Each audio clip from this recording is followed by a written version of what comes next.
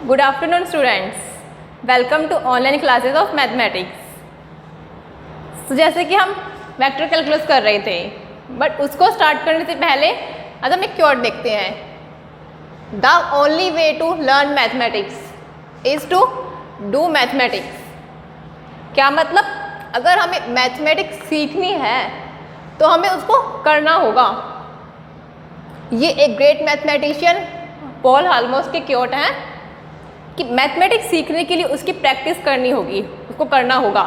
जब तक हम करेंगे नहीं, अपने आप तो नहीं आएगी ना. ऐसे थोड़ी कहेंगे कि ठीक है हम तो सोते रहते हैं, अपने आप ही आ जाएगी हमारे माइंड में. ऐसे नहीं होगा. तो हमें प्रैक्टिस करनी होगी, डू मैथमेटिक्स को करना होगा. ओके, सो इसी को लेकर हम अपने एग्जाम्पल्स कर रहे हैं. जितना हम एग्जाम्पल्स की प्रैक्टिस करेंगे उतना ही सही होगा, इतनी ही हमारी कैलकुलेशंस में गड़बड़ कम होगी.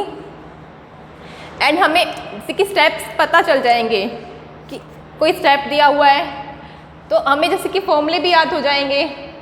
कोई स्केलर ट्रिपल प्रोडक्ट हो गया, क्रॉस ट्रिपल प्रोडक्ट हो गया, या वेक्टर हो गया, किसी का अवकलज. प्रैक्टिस करने से याद हो रहे हैं ना फॉर्मूले. आपने नोट भी किया होगा, ये बात की है या नहीं की? नोट करी है ना. सो हमने 7 एग्जाम्पल्स कर लिए हैं. अब हम हमारा 8th एग्जाम्पल देखते हैं. 8th एग्जाम्पल में हमें क्या देखना है? आर वेक्टर दिया हुआ है. क्या दिया है? A vector cos T I cap plus A vector sine T J cap plus A T A vector T tan alpha K cap. ये हमारा आर वेक्टर दिया हुआ है. हमें निकालना क्या है? A part D are vector upon में D T cross D square are vector upon में डी टी स्क्वायर, इसका मोड.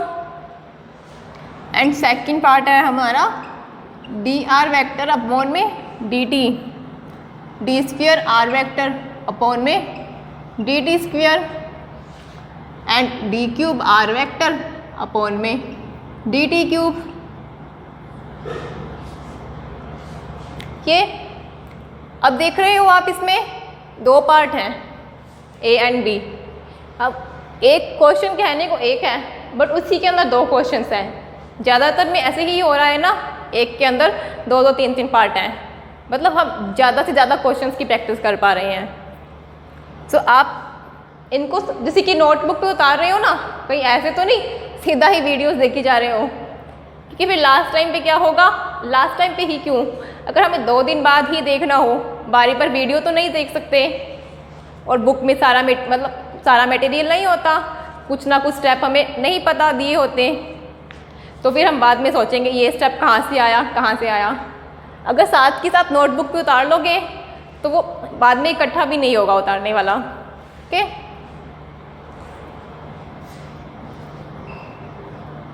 साथ में एक और बेनिफिट होगा नोटबुक पे उतारने से, आपकी प्रैक्टिस भी हो जाएगी. जब तक हम किसी चीज़ को खुद के हाथ से नहीं करते ना, तब तक वो हमें अच्छे से सही से नहीं आ पाती है.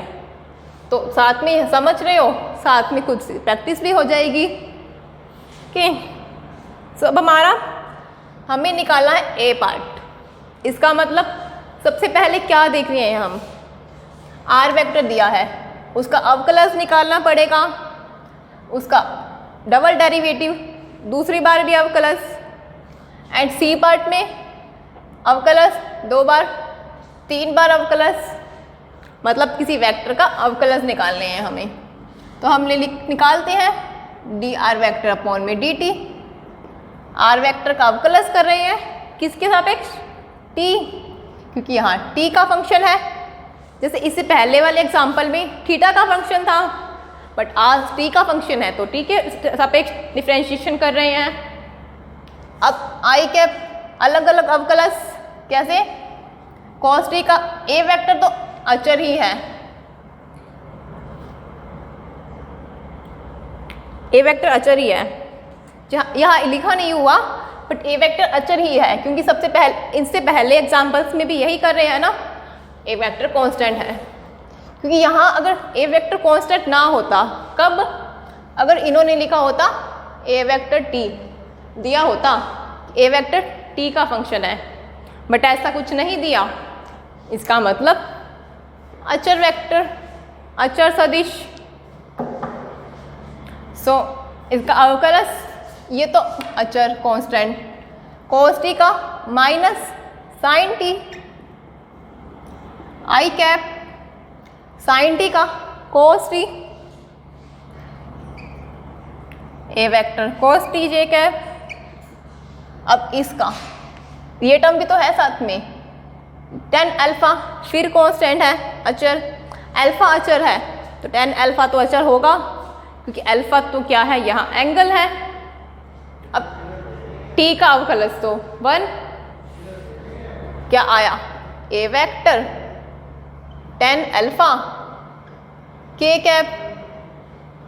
इसका अवकलज किया, एंड इसका अवकलज, इसका अगेन अवकलज, कि D square are vector upon में डी टी स्क्वेयर भी निकालना है। अब इस टर्म का अवकलज करेंगे, यही लिखते हैं ना,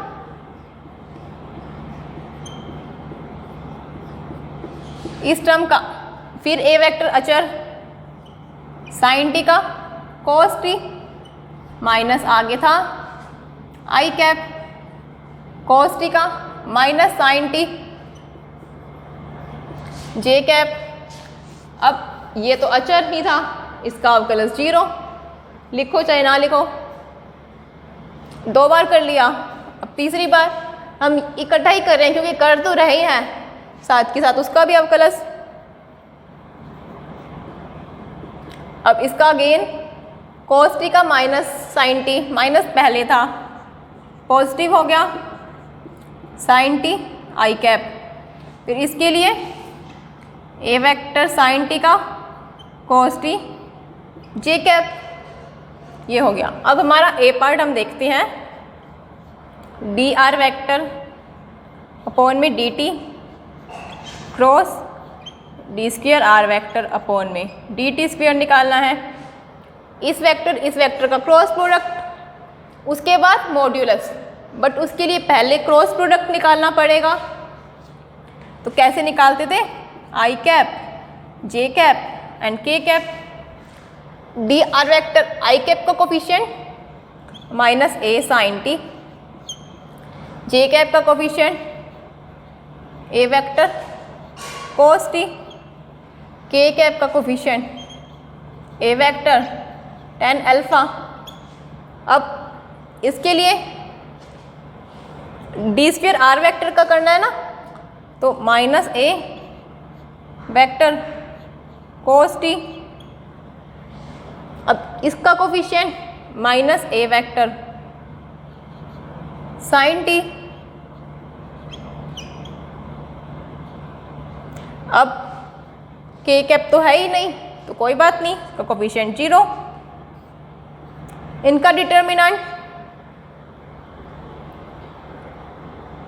अब इनका डिटर्मिनेंट वापिस वही हमें आता है, कैसे, आई कैप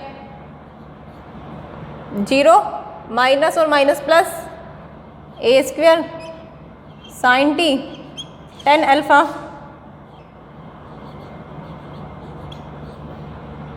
प्लस लगाओ चाहे ना लगाओ, फिर minus j cap, this into this 0 minus और minus plus a square cos t tan alpha.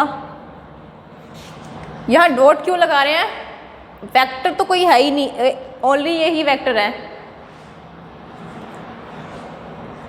Dot इसलिए लगा रहे हैं ताकि कंफ्यूज ना हो, कहीं हम टी और टी लिखें तो कंफ्यूज हो जाए, यहाँ पर 2 बार टी, इसलिए plus k cap a square sine square T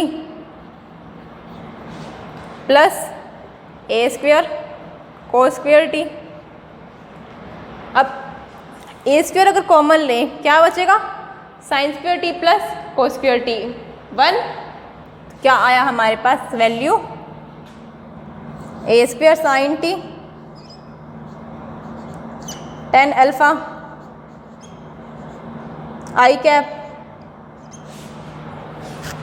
minus this a square cos t dot 10 alpha j cap and plus a square k cap, कि sine square t plus cos square t 1, sine square t या sine square x plus cos square x को 1 लिखते हो ना, दोनों angle अगर same हो तो। अब हमने निकाल लिया क्रॉस वेक्टर, निकालना क्या है, मॉड्यूलस। तो मॉड्यूलस निकालने के लिए क्या करते हैं हम, डी आर वेक्टर अपॉन में D T cross D square are vector upon में डी टी स्क्वायर का मॉड्यूलस। मॉड्यूलस के लिए आई कैप का कोफिशिएंट उसकी होल स्क्वायर, फिर जे कैप के कोफिशिएंट की square and then K cap के कोफिशिएंट की स्क्वायर। यही करते हैं ना, वो हमारा होता है modulus. X I cap Y J cap and Z के कैप हो, X I cap Y J cap z के कैप के लिए यही करते हैं, x square plus y square plus z square की रूट। तो यहाँ भी यही करेंगे।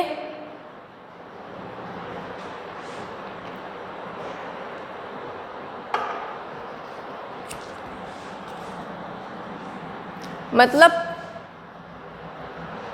ए स्क्वायर साइन टी 10 अल्फा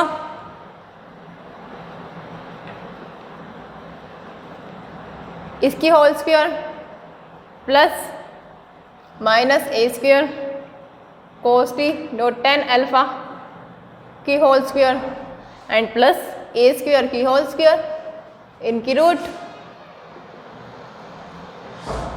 क्या आएगा, ए स्क्वायर का whole square sine square t dot 10 square alpha minus minus plus, वही लिख लो, पूरा ही लिख लो, स्क्वायर की square 4 cos square t dot 10 square alpha and plus a की 4, रूट मत भूल जाना ऊपर, कई बार हम जल्दी जल्दी में रूट भूल जाते हैं। अब कॉमन ले सकते हैं, ए की 4 10 स्क्वायर अल्फा, अगर हमने कॉमन लिया क्या बचा, sign square t plus cos square T. अब फिर ये sign square t plus cos square t 1, अब बट टर्म क्या आई प्लस ए की 4, यहाँ वापिस अगर हमने ए की 4 कॉमन लिया तो 10 स्क्वायर अल्फा प्लस 1। अब ये होता है ना sec square theta minus 10 square theta is equal to 1। Sec square theta कितना होता है, 1 प्लस 10 स्क्वायर थीटा। जैसे साइन के लिए वैसे सेक के लिए होता है, थीटा की जगह चाहे अल्फा लिख लो, एंगल थीटा अल्फा टी कुछ भी लिख लो, अगर अल्फा है तो ठीक है, अल्फा ही ले लेते हैं हम। इसका रूट ए की 4 की रूट मतलब ए की स्क्वायर, स्क्वायर का रूट मतलब सेक अल्फा। तो हमारा आंसर आ गया, मॉड्यूलस आ गया ए स्क्वायर सेक अल्फा। डन। तो ये हो गया हमारा ए पार्ट। अब अगर बी पार्ट के लिए हमें ये निकालना है, इसको हम ऐसे लिख सकते हैं ना, ये सुना हुआ है, पढ़ा हुआ है ना, a vector b vector c vector को लिख सकते हैं c vector a vector b vector. इसको अगर हम लिखें d cube are vector upon में D T cube and d are vector upon में D t and d square are vector upon में डी टी स्क्वायर, इसको आगे ले गए लिख सकते हैं। अब इसको कैसे लिखते हैं, c vector dot a vector cross b vector, यही होता है इनको ओपन करने का फॉर्मूला। अब हमने किया dot d are vector upon में D T cross d square r vector upon में डी टी स्क्वेयर। अब इनकी वैल्यू पुट कर सकते हैं, डी क्यूब आर वैक्टर की वैल्यू, एंड इसके लिए तो हम भी अब निकाल के आए हैं डी आर वैक्टर अपॉन में डी टी। अब यहाँ ये देखो ऐसे मत करने लग जाना वापिस इसी क्वेश्चन में ही कि पहले अवकलज वापिस क्रॉस प्रोडक्ट मत करना, क्योंकि अभी आप ए में करके आया ना क्रॉस प्रोडक्ट ये टर्म। अब हमें टास्क क्या है, अब हमारा यहाँ पर डी क्यूब आर वैक्टर को डॉट प्रोडक्ट करना है इस टर्म से। मतलब जो ये टर्म थी हमारी a vector sine t I cap minus a vector cos t J cap को डॉट प्रोडक्ट, इस टर्म की वैल्यू तो लिखी है हमने, क्या आई थी a square sine t dot ten alpha i cap minus a square cos t dot ten alpha j cap and plus a square k cap, यही आई थी हमारी वैल्यू। अब डॉट प्रोडक्ट कर सकते हैं, कैसे? आई कैप का आई कैप के साथ कोफिशिएंट होता है, क्यों? आई कैप का जे कैप के साथ जीरो होता है, हम पहले देखा था ना। भूल तो नहीं जाते हो ना आप लोग इनको, पहले वाला कर लिया आगे वाला करते गए, पहले भूलते गए। ये जीरो होता है, पता है ना रीज़न कि एंगल 90 कोस 90 जीरो, तो डॉट प्रोडक्ट में के साथ भी जीरो। अब क्या करना है, आई कैप को आई कैप के साथ, जे कैप को जे कैप के साथ, के कैप तो यहाँ जीरो ही है तो वो टर्म जीरो, फिर सॉल्व हो जाएगा। मतलब इसको अब ऐसे, अब कोई सोच रहा होगा कि हमने ऐसे यहाँ पर ये वाला फॉर्मूला क्यों लगाया, यहाँ भी लगा सकते थे ना। जैसे कि यहाँ डी आर वैक्टर अपॉन में D t dot d square r vector upon में D t square cross d cube are vector upon में डी टी क्यूब, ये भी तो कर सकते थे, सही है। बट अगर ये करते हम, फिर इसके लिए हमें इसका और इसका क्रॉस प्रोडक्ट निकालना पड़ता, इसका और इसका, उसके बाद हम इसके साथ डॉट प्रोडक्ट कर पाते। बट अभी हमने ये करने से हमें डायरेक्ट हमने लिख दिया ना, क्योंकि अभी हम निकाल के आए हैं इसका क्रॉस प्रोडक्ट, सो हमने ये लिख दिया ताकि कैलकुलेशन भी कम हो। फालतू की कैलकुलेशन करने का कोई फ़ायदा नहीं है ना, दो हम देख के ही आए हैं, हमें पता है ये प्रॉपर्टीज़, उसका यूज़ करना चाहिए ना। प्रॉपर्टीज़ होती किस लिए, फिर ऐसे थोड़ी ना लिखने के लिए, सही है ना, इसलिए हमने इसका यूज़ किया। ऐसे नहीं कि सीधा कैलकुलेशन करते जाओ, अपना माइंड का यूज़ भी करो कि कैलकुलेशन हम कहाँ स्किप कर सकते हैं, जहाँ कैलकुलेशन कम हो रही है with the help of properties, तो वहाँ पे करो, कोई दिक्कत नहीं है। सो ये आगे हो जाएगा। सो ये हमारा हो गया ए एंड बी पार्ट। अब हम देखते हैं हमारा नेक्स्ट एग्जाम्पल, नाइन्थ एग्जाम्पल में क्या पूछा है हमें, वक्र के बिंदु पर स्पर्श रेखीय इकाई सदिश। स्पर्श रेखीय इकाई सदिश क्या होता है, करवाया तो हुआ है आपको, अगर आपने नहीं पढ़ा होगा तो याद नहीं आ रहा होगा। स्पर्श रेखीय इकाई सदिश हमने नहीं लिखा था एग्जाम्पल से एक दो पेज एक डेरिवेशन पहले ही हमने लिखा था, त्वरण और वेग से पहले। स्पर्श रेखीय इकाई सदिश क्या होता था, वो डी आर वैक्टर अपॉन में डी टी अपॉन में mode of D R vector upon में डी आर वैक्टर अपॉन में D T divides mode of D R vector by D T. ये किया था ना हमने स्पर्श रेखीय इकाई सदिश। अब देखो हमारा नाइन्थ एग्जाम्पल क्या है, नाइन्थ एग्जाम्पल है हमारा निम्न वक्र के किसी बिंदु पर, निम्न वक्र अभी आएगा, कौन सा वक्र है निम्न, देखते हैं कि किसी बिंदु पर, मतलब किसी पॉइंट पर क्या निकालना है, स्पर्श रेखीय इकाई सदिश या यूनिट टेंजेंट वेक्टर।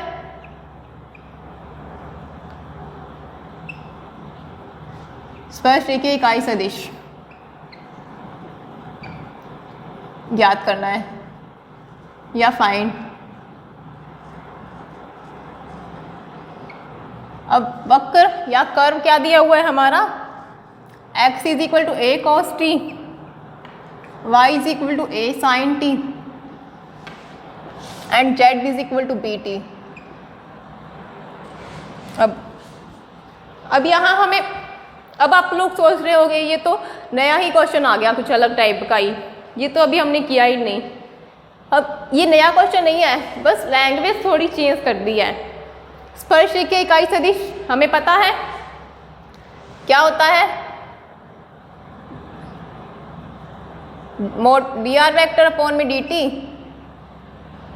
स्पर्श रेखीय इकाई सदिश या unit tangent vector, dr vector upon में dt divides mode of dr vector upon में मोड ऑफ dt। ये होता है हमारा स्पर्श रेखीय इकाई सदिश। अब आप सोच रहे होगे इसके लिए तो r वेक्टर चाहिएगा, फिर उसका अवकलज। r वेक्टर तो हमारे पास है ही नहीं, है हमारे पास r वेक्टर। क्यों? r वेक्टर क्या लिखते हैं हम, हमने देखा था कोई वेक्टर घटकों के पदों में लिखा जाता है। मतलब हमें क्या दिया, किसी बिंदु, वक्र के किसी बिंदु, कोई पॉइंट दे रखे हमें x, y और z।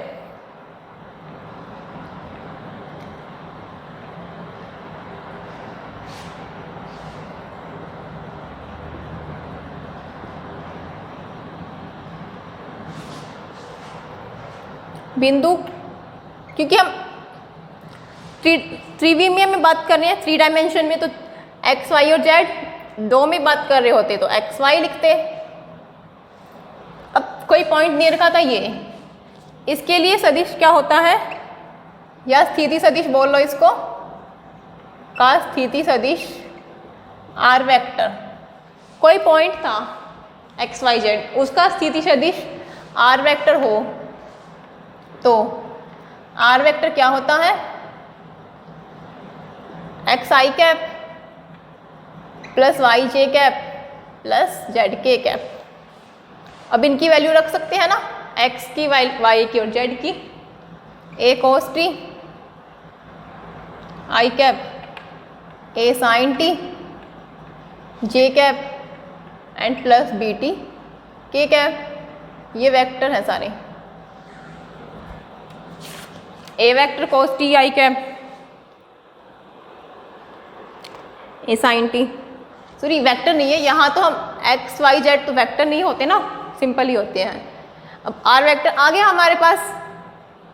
अब तो आप वही कैलकुलेशन, इसका अवकलज dr वेक्टर अपॉन में dt माइनस a को डायरेक्ट लिख रही हूँ मैं, अब पहले लिख लेना क्या होगा अवकलज, sin t minus a sin t i cap, इसका plus a cos t sin t का cos t j cap, b को कांस्टेंट t का 1 प्लस v k कैप। यही होगा इस पूरे टर्म का अवकलज, minus a sin t plus a cos t। अब इसी अवकलज वाले टर्म का मॉड्यूलस करना है। ये हमारी अवकलज था, मॉड्यूलस स्क्वायर को कंपोनेंट्स का स्क्वायर की रूट, इसकी स्क्वायर करेंगे तो a square sine square t, इसका square plus a square cos square t and इसका square plus b square. But root भी तो था हमारे पास इसके ऊपर। अब इसको सॉल्व कर लेते हैं, क्या आएगा सॉल्व करने पर, minus a sin t i cap plus a cos t j cap plus b k cap. अब a स्क्वायर कॉमन ले, पहले वाले जैसे ही है ना, कॉमन लिया a square sine square t plus cos square t plus b square का root sine square t plus cos square t 1, मतलब अपॉन में क्या आई term a square plus b square का रूट, ऊपर वाली टर्म यहाँ लिखो है तो प्रोडक्ट में ही, minus a sine t I cap plus a cos t J cap plus b k cap, ये टर्म आ गई हमारी। यही आ गया हमारा स्पर्शरेखीय इकाई सदिश। सबसे पहले इतना क्वेश्चन था, हमें पता है स्पर्शरेखीय इकाई सदिश ऐसे निकालते हैं। अब इसके लिए हमें डी आर वैक्टर अपॉन में डी टी चाहिएगा, उसके लिए पहले आर वैक्टर चाहिएगा। आर वैक्टर के लिए हमें क्या पता है, कोई पॉइंट दिया हुआ है वक्र के किसी बिंदु पर, कोई बिंदु एक्स वाई और जेड कोई पॉइंट था, उसका स्थिति सदिश आर वेक्टर हो तो ये आ जाएगा वो। अब एक्स वाई एंड जेड की वैल्यू पुट कर दी, सो आर वेक्टर आ गया।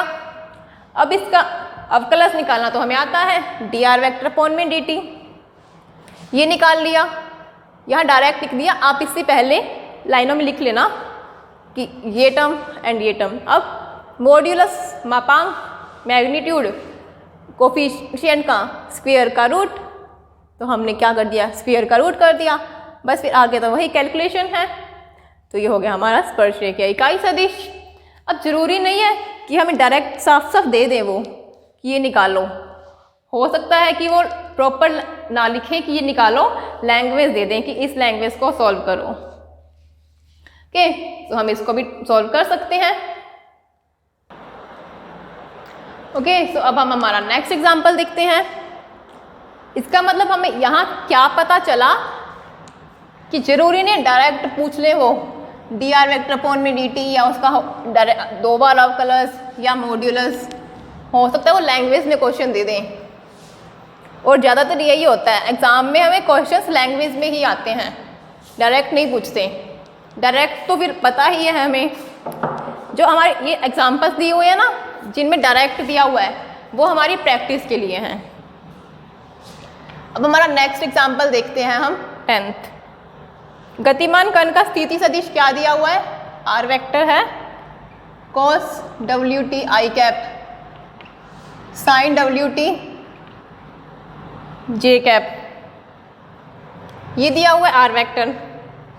डब्ल्यू क्या है, कांस्टेंट, अचर। निकालना क्या है, कण का वेग आर के लंबवत होगा, कण का वेग आर वेक्टर के लंबवत होगा।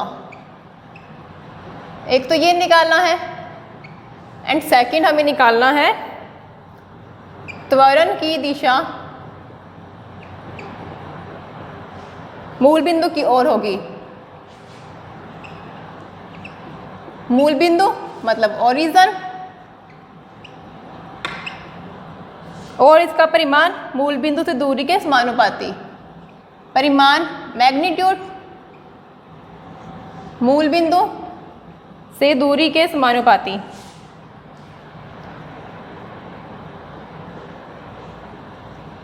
समानुपाती समझते हो ना, ऐसे लिखते थे ना, V directly proportional to R, दूरी के समानुपाती होगा, समान अनुपात। ये हमें दो पार्ट दे रखे हैं एक ही क्वेश्चन में। अब आप सोच रहे होगे अब ये क्या नया बला आ गई हमारी, ये तो हमें पता ही नहीं। पता है क्यों, देखो क्वेश्चन समझो क्या क्या दिया हुआ है। एक दिया हुआ है आर वेक्टर, ठीक है, हमें निकालना क्या है, कण का वेग आर वेक्टर के लंबवत, ठीक है। दूसरा निकालेंगे तब दूसरा समझेंगे, नहीं तो वैसे देख लो त्वरण निकाल सकते हैं। अब ए पार्ट में हमें देखो क्या करना है, कण का वेग। वेग क्या निकाला था हमने, कण गतिमान है, गतिमान कण है तभी वेग होगा ना इसका। अगर गतिमान कण ना होता, एक जगह पे फिक्स ही है, तो वेग तो जीरो, वेलोसिटी मतलब कुछ चेंज ही नहीं आ रहा जब उसमें, गतिमान कण है, वैसे भी देख सकते हैं t की वैल्यू फिक्स नहीं है। अब वेग निकाल सकते हैं, कैसे निकालते थे? v is equal to D are vector upon में डी टी। ये निकालना क्या है? टू प्रूफ कण का वेग v वेक्टर r वेक्टर के लंबवत, ये नहीं करते हम, लंबवत मतलब ऐसे परपेंडिकुलर, दो वेक्टर का डॉट प्रोडक्ट जीरो, हम कहते हैं ना वो आपस में लंबवत है। या ये निकालो, या r vector dot v vector zero, लंबवत के लिए इस कण का वेग r वेक्टर की लंबवत निकालना है। डॉट प्रोडक्ट जीरो हो गया तो हम कह देंगे वो आपस में लंबवत हैं। अगर लंबवत की जगह पूछा होता उसी दिशा में है, तब हम क्रॉस प्रोडक्ट निकालते, वो जीरो आएगा, तब हम कहते हैं ना वो पैरेलल है, आपस में समांतर हैं। अब ये निकालने के लिए, अब ये तो आगे वही प्रोसीजर जो अब तक हम करते आए हैं। r वेक्टर दिया हुआ है, उसके लिए v वेक्टर निकाल लेंगे, मतलब डी आर वेक्टर अपॉन में डी टी, इसका अवकलज कॉस का sine W T, but omega T minus तो आएगा ही आएगा, डब्ल्यू टी का, डब्ल्यू तो कांस्टेंट दिया हुआ है तो डब्ल्यू बाहर आ जाएगा, टी। अब आई कैप साइन का कोस डब्ल्यू टी, अब डब्ल्यू टी का डब्ल्यू बाहर, डब्ल्यू कांस्टेंट है, टी का 1, डब्ल्यू टी का अवकलज डब्ल्यू, ये जे कैप या के कैप का टर्म नहीं है, वो जीरो ही है। ये हो गया हमारा डी आर वैक्टर। हमें निकालना क्या है? R vector dot V vector या V vector dot R vector, एक ही बात है। R vector dot V vector, W T आई cap plus sine W T जे cap minus W sine W T आई cap plus W cos W T जे cap. यही निकालना है R vector और V vector का dot product. I cap को I cap वाली term से गुना करेंगे, क्योंकि आई कैप का जे कैप के साथ तो जीरो, तो वो टर्म भी जीरो ही हो जाती है। ये हम सेकंड एग्जांपल में अच्छे से समझ के आए हैं सारा। आई कैप को आई कैप से, कोस डब्ल्यू टी इससे multiply, minus W cos W T dot sine W T. अब I cap dot I cap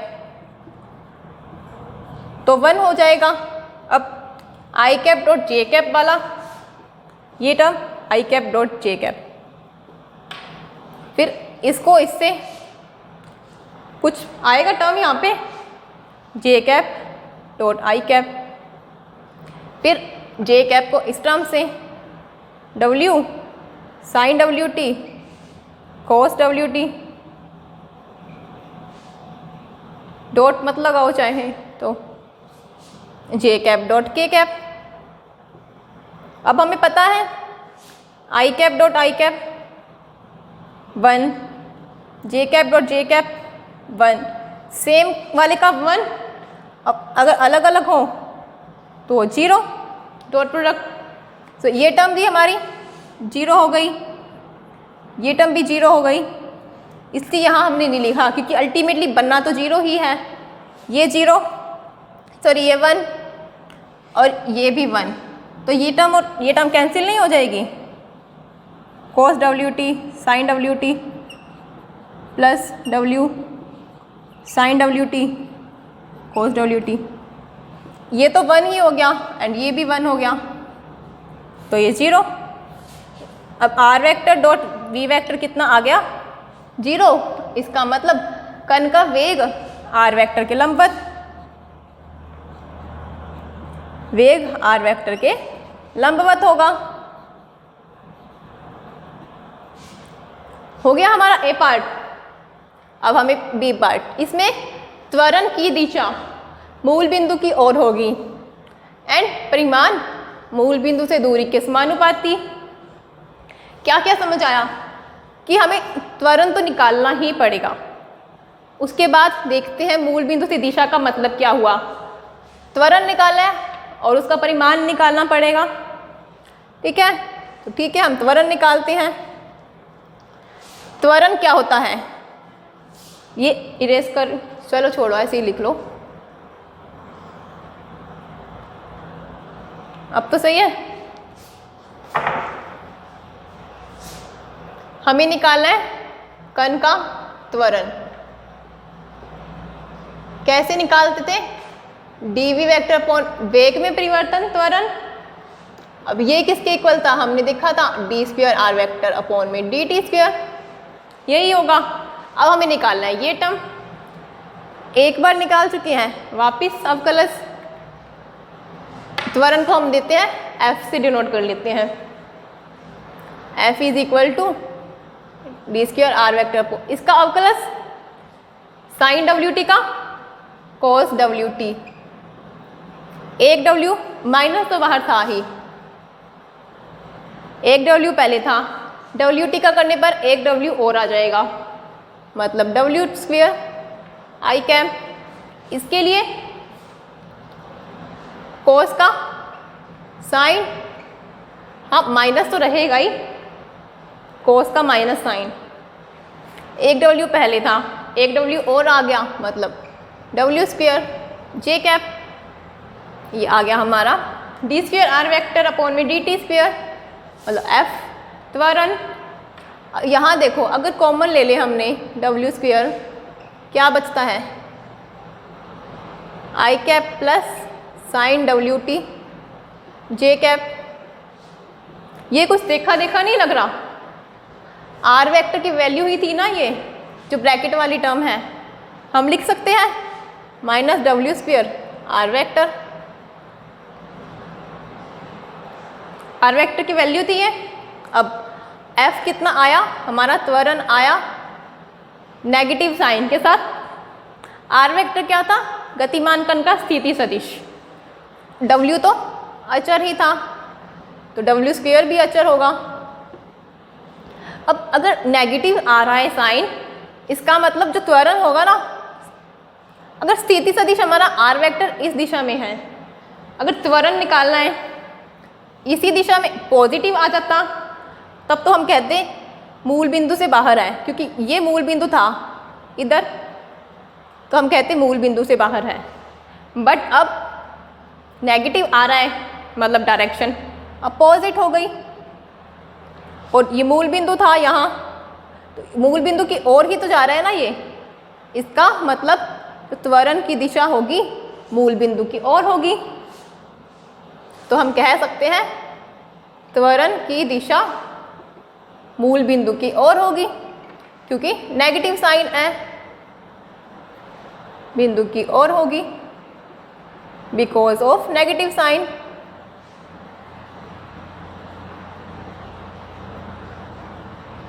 because of negative sign.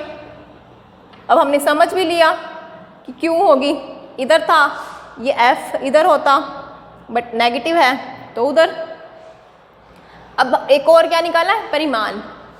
परिमाण का मतलब हमें समझ आता है मॉड्यूलस करना है, किसका, w स्क्वायर आर वेक्टर का मॉड्यूलस, ये करना है। माइनस का मॉड्यूलस तो प्लस ही हो जाता है,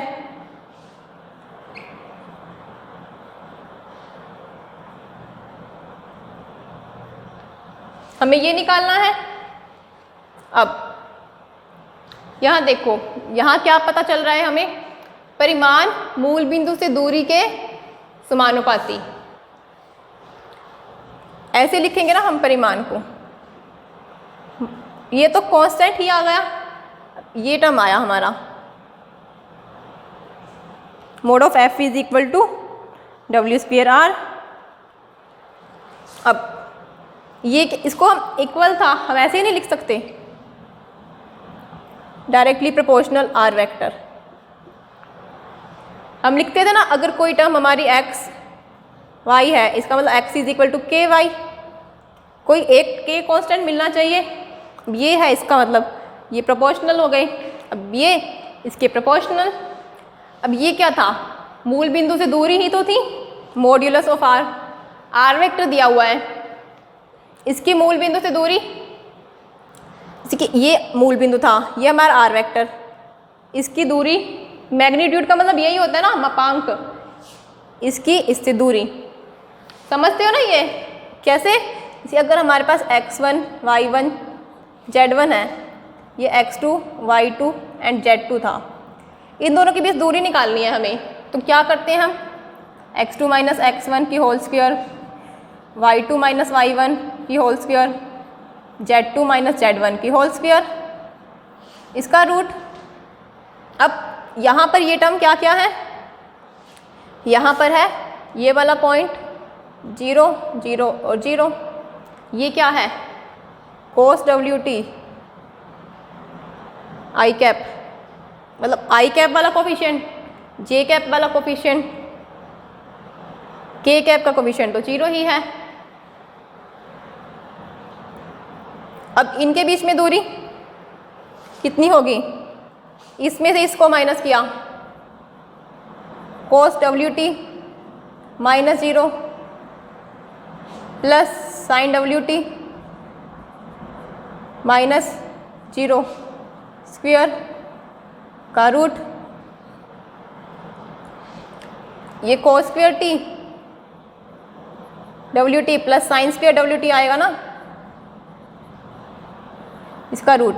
और मॉड्यूलस भी तो ऐसे ही निकालते हैं हम, आई कैप का कोफिशिएंट फिर जे कैप का कोफिशिएंट का रूट, मतलब ये कितना आया?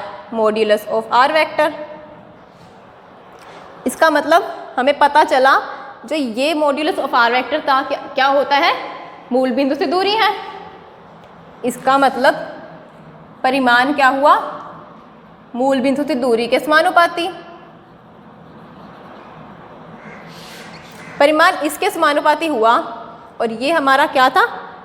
ये मूल बिंदु से दूरी ही दी, मूल बिंदु से दूरी के समानुपाती है, दूरी के समानुपाती है, मतलब डायरेक्टली प्रोपोर्शनल है। यही तो हमें निकालना था, तो हमने निकाल दिया। ये चीज़ समझ रहे हो कि मूल बिंदु से दूरी है, कोई वेक्टर की इसे दूरी निकालने का फॉर्मूला ये होता है, तो उसके लिए हमने ये किया। ओके, तो हमारा हो गया ये बी पार्ट भी।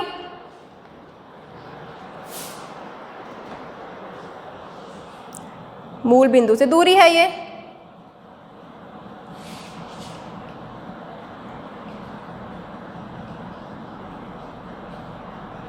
डन। तो हमने जो जो दिया होता है ना हमें, हम देखते हैं कि हम उसमें से क्या क्या चीज़ निकाल सकते हैं। त्वरण निकाल सकते थे, फिर परिमाण निकाल सकते थे, फिर उसके आगे अपने आप ही आगे सॉल्व होता गया करते गए। तो हमें ये भी पता है और सारा पता है, मूल बिंदु से दूरी पता है हमें, मॉड्यूलस ऑफ आर वेक्टर यहाँ से। ओके, तो आज हमने ये एग्जांपल देखा, मतलब लैंग्वेज दी हो उससे हम सॉल्व भी कर सकते हैं। इसका मतलब ये नहीं है कि वो क्वेश्चन हार्ड है, वो क्वेश्चन भी इजी ही है। ओके, सो मिलते हैं नेक्स्ट क्लास में। Thank you.